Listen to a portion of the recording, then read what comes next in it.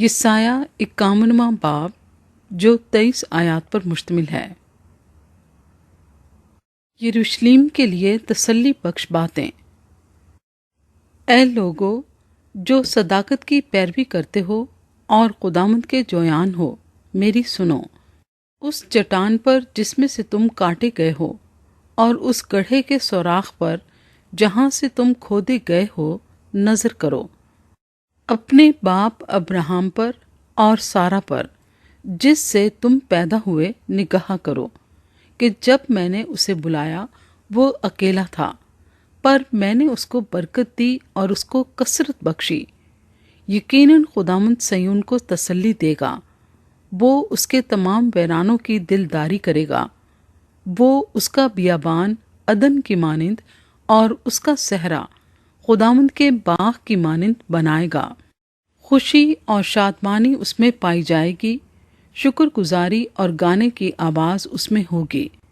میری طرف متوجہ ہو اے میرے لوگو، میری طرف کان لگا اے میری امت، کیونکہ شریعت مجھ سے صادر ہوگی اور میں اپنے عدل کو لوگوں کی روشنی کے لیے قائم کروں گا۔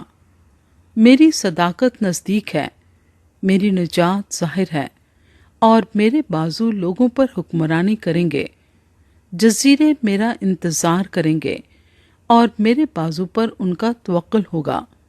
اپنی آنکھیں آسمان کی طرف اٹھاؤ اور نیچے زمین پر نگاہ کرو، کیونکہ آسمان دھوئیں کی مانند غائب ہو جائیں گے اور زمین کپڑے کی طرح پرانی ہو جائے گی اور اس کے باشندے مچھروں کی طرح مر جائیں گے۔ لیکن میری نجات ابد تک رہے گی اور میری صداقت موقوف نہ ہوگی۔ اے صداقت شناسو میری سنو۔ اے لوگو جن کے دل میں میری شریعت ہے، انسان کی ملامت سے نہ ڈرو اور ان کی طعنہ زنی سے ہراساں نہ ہو، کیونکہ کیڑا ان کو کپڑے کی مانند کھائے گا اور کرم ان کو پشمینے کی طرح کھا جائے گا۔ لیکن میری صداقت ابد تک رہے گی اور میری نجات پشت در پشت۔ جاگ جاگ اے خداوند کے بازو، توانائی سے ملبس ہو۔ جاگ جیسا قدیم زمانے میں اور گزشتہ پشتوں میں۔ کیا تو وہی نہیں جس نے رحب کو ٹکڑے ٹکڑے کیا اور اژدہا کو چھیدا؟ کیا تو وہی نہیں جس نے سمندر یعنی بحر عمیق کے پانی کو سکھا ڈالا، جس نے بحر کی تہ کو راستہ بنا ڈالا تاکہ جن کا فدیہ دیا گیا اسے عبور کریں؟ سو وہ جن کو خداوند نے مخلصی بخشی لوٹیں گے اور گاتے ہوئے صیون میں آئیں گے، اور ابدی سرور ان کے سروں پر ہوگا۔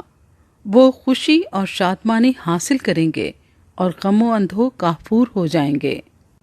تم کو تسلی دینے والا میں ہی ہوں۔ تو کون ہے جو فانی انسان سے اور آدم ذات سے جو گھاس کی مانند ہو جائے گا ڈرتا ہے؟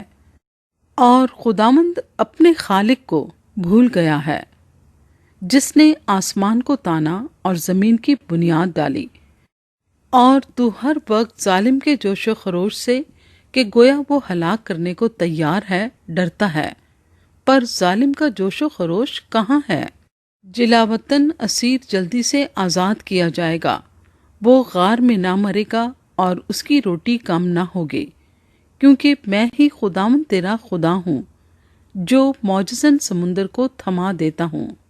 میرا نام رب الافواج ہے، اور میں نے اپنا کلام تیرے منہ میں ڈالا اور تجھے اپنے ہاتھ کے سائے تلے چھپا رکھا، تاکہ افلاک کو برپا کروں اور زمین کی بنیاد ڈالوں، اور اہل صیون سے کہوں کہ تم میرے لوگ ہو۔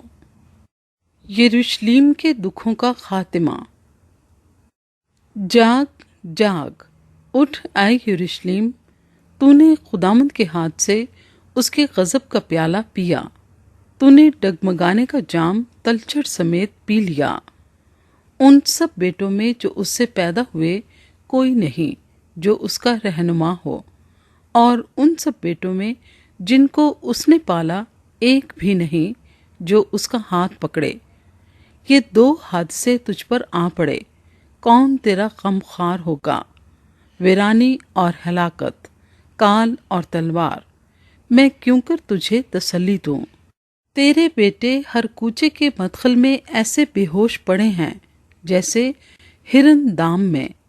وہ خداوند کے غضب اور تیرے خدا کی دھمکی سے بے خود ہیں۔ بس اب تو جو بدحال اور مست ہے، پر میں سے نہیں، یہ بات سن۔